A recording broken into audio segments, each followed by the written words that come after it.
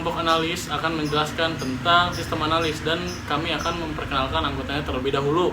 Yang pertama ada saya Denis Dwi Susilo, saya Denis Kitty Agustianto, saya Vinka Syafana, Saya Ina Julia. dan saya Rini Saputri. dan ada Raihan Fatur Rahman cuman tidak datang. Di sini kami akan menjelaskan sistem analis. Yang pertama dijelaskan oleh nggak tahu siapa. Oke. Baik, saya di sini akan menjelaskan definisi sistem analis. Yang A. Suatu sistem atau metode pemecahan masalah dengan cara menguraikan sistem ke dalam komponen-komponen pembentukannya untuk mengetahui bagaimana komponen-komponen tersebut bekerja dan saling berinteraksi itu satu sama lain untuk mencapai tujuan. Tujuannya sistem analis biasanya dilakukan dalam membuat sistem desain. Apa itu sistem desain? Di sini adalah salah satu langkah dalam sistem pemecahan masalah di mana komponen-komponen pembentukan sistem digabungkan sehingga pembentukan suatu kesatuan sistem untuk yang utuh. Hasil dari sistem didesain merupakan gambaran sistem yang sudah diperbaiki. Teknik dari sistem desain ini meliputi proses penambahan, penghilangan, dan pengubahan komponen-komponen dari sistem semula. Baik, di sini saya akan membahas fungsi sistem analisis. Yang pertama, kita dapat mengidentifikasi berbagai macam masalah dari pemakai.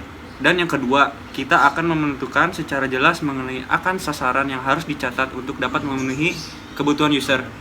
Yang ketiga, dapat memilih metode sistem motif dalam akan memecahkan masalah pada sistem. Yang keempat, dapat merencanakan ataupun menerapkan rancangan sistem sesuai dengan apa yang diinginkan oleh user. Baik, saya sudahi sampai sini. Dilanjut dengan teman saya Denis. Oke, di sini saya akan menjelaskan poin C, yaitu ada requirement analysis. Berfokus pada tugas-tugas yang menentukan kebutuhan atau kondisi untuk memenuhi produk atau proyek baru atau yang diubah dengan mempertimbangkan persyaratan yang mungkin bertentangan dari berbagai pemangku kepentingan, menganalisis, mendokumentasikan, memvalidasi, dan mengelola perangkat lunak atau perangkat sistem. D. Logical design. Perancangan logis merupakan pendefinisian objek sistem dari tahapan analisis. Hasil dari tahapan ini adalah deskripsi fungsional mengenai data dan proses yang ada di dalam sistem baru, dan deskripsi yang detail dari spesifikasi sistem seperti input, proses, dan output.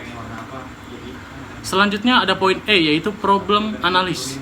Merupakan fase selanjutnya dari definisi lingkup. Fase analisis masalah mempelajari sistem yang ada dan menganalisa temuan-temuan untuk menyediakan tim proyek dengan pemahaman yang lebih mendalam akan masalah-masalah yang akan memicu proyek. F. Decision Analysis Space. Pendekatan sistematis, kuantitatif, dan visual untuk menangani dan mengevaluasi pilihan penting yang terkadang dihadapi bisnis. Ronald A. Howard, seorang profesor ilmu manajemen dan teknik di Universitas Stanford, dikreditkan sebagai pencetus istilah pada tahun 1964. Ide ini digunakan oleh perusahaan besar dan kecil ketika membuat berbagai jenis keputusan, termasuk manajemen, operasi, pemasaran, modal, investasi, atau pilihan strategis. Dan untuk poin B, aktivitas-aktivitas pada tahap inisiasi dan tahap analisis, yaitu ada aktivitas pada tahap analisis. Yang pertama, analisis permasalahan, problem analis. Tahap ini akan diteliti masalah-masalah yang muncul pada sistem yang ada sebelumnya. Dalam hal ini, yang dihasilkan dari tahapan preliminary investigasi adalah kunci utamanya. Hasil dari tahapan ini adalah peningkatan performa sistem yang akan memberikan keuntungan dari segi bisnis perusahaan. Hasil dari tahapan ini adalah sebuah laporan yang menerangkan tentang problem, case, efek, dan solusi benefit. Yang kedua, analis kebutuhan, requirement analysis.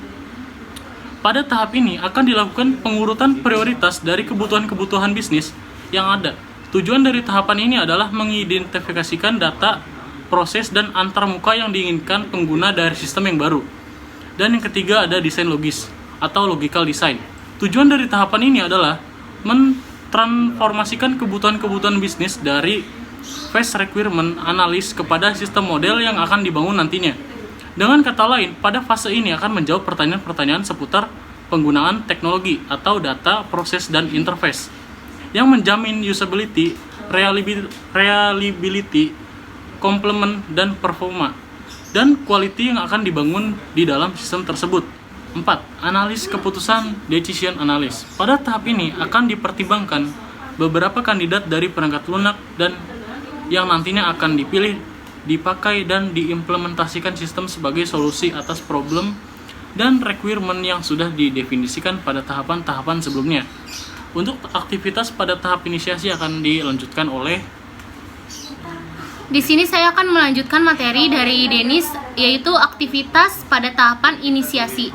Yang pertama itu ada sebuah proyek dikatakan memasuki tahap ini jika sudah mendapatkan beberapa dokumen seperti SPK, yaitu surat perintah kerja, dan agreement, terus statement of work, yaitu SOW. Dan yang kedua itu mencari tahu atau survei tentang apa yang dibutuhkan oleh stakeholder, baru muncul ide untuk menginisiasi suatu proyek. Dan yang ketiga, mengidentifikasi permasalahan yang ingin diselesaikan. Keempat, mendefinisikan solusi untuk menyelesaikan permasalahan. Kelima, sebuah studi kelayakan dapat dilakukan untuk memilih sebuah solusi yang memiliki kemungkinan terbesar untuk direkomendasikan sebagai solusi terbaik dalam menyelesaikan permasalahan. Keenam, ketika sebuah solusi telah ditetapkan, maka seorang manajer proyek akan ditunjuk sehingga tim proyek dapat dibentuk. Yang ketujuh, merencanakan sumber daya yang akan digunakan sebelum suatu proyek dimulai. Dan materi stakeholder yang terlibat. Stakeholder adalah semua pihak di dalam masyarakat, baik itu individu, komunitas, atau kelompok masyarakat yang memiliki hubungan dan kepentingan terhadap sebuah organisasi atau perusahaan dan isu atau permasalahan yang sedang diangkat. Model yang bisa digunakan adalah model grid power atau interest. Teknik ini akan mengklasifikasi stakeholder berdasarkan power mereka terhadap proyek kita dan juga interest mereka terhadap proyek kita. Seorang sistem analisa yang sukses harus memiliki beberapa skill. Yang pertama itu adalah keahlian analisa. Keahlian analisa itu memahami organisasi keahlian, memecahkan masalah, pemahaman sistem untuk melihat organisasi dan sistem informasi sebagai sebuah sistem. Dan yang kedua itu keahlian teknik. Keahlian teknik itu memahami potensi dari limitasi suatu teknologi. Dan yang ketiga, keahlian manajerial, kemampuan untuk mengatur proyek, sumber daya risiko, dan perubahan. Dan yang keempat, interpersonal skill, yaitu kemampuan untuk berkomunikasi secara aktif, baik tertulis maupun lisan, sangat membantu untuk komunikasi dengan end user, sistem analisis maupun programmer. Dan materi selanjutnya akan dilanjutkan oleh teman saya. Saya akan melanjutkan materi dari teman saya Ina, yaitu input dan output dari tahap inisiasi. Yang pertama, inisiasi. Inisiasi merupakan tahap pengenalan dalam memulai proyek baru dan memastikan bahwa pada tahap ini proyek akan dijalankan dengan benar. Yang pertama ada input, mengidentifikasikan pihak-pihak yang berkepentingan, menganalisis kebutuhan yang diperlukan dalam membangun proyek dan memperkirakan resiko-resiko yang akan muncul. Selanjutnya output, yang pertama ada project charter terselesaikan dan disepakati. Yang kedua, terpilihnya manajer proyek. Yang ketiga, teridentifikasinya pihak-pihak yang berkepentingan. Dan yang terakhir, business case yang terselesaikan. Yang selanjutnya akan dilanjutkan oleh teman saya, Arini. Di sini saya akan melanjutkan pemaparan materi dari teman saya, Pinka. Yaitu ada bagian E. Pendekatan dalam analisis sistem. Analisis sistem adalah teknik pemecahan masalah. Beberapa pendekatan pemecahan masalah antara lain itu dibagi menjadi 3. Yang A, ada analisis struktur, yaitu sebuah teknik berpusat pada proses yang digunakan untuk menganalisis sistem yang ada, kemudian mendefinisikan persyaratan-persyaratan bisnis untuk sistem lama dan baru atau keduanya. Yang B, ada analisis informasi dan pemodelan data. Sebuah teknik berpusat pada data tetapi sensitif pada proses. Teknik ini digunakan untuk mengilustrasikan dan mensinkronkan data dan proses-proses sistem. Bagian C itu ada analisis berorientasi objek. Sebuah teknik yang tidak memisahkan data dan proses, dengan kata lain, berpusat pada abstraksi dari objek-objek yang ada pada suatu sistem. Kesimpulan dari materi ini adalah analisis sistem sangat bergantung pada teori sistem umum sebagai sebuah landasan konseptual. Terdapat banyak pendekatan untuk analisis sistem dan pada dasarnya semuanya mempunyai tujuan yang sama, yaitu memahami sistem yang rumit, kemudian melakukan modifikasi dengan beberapa cara.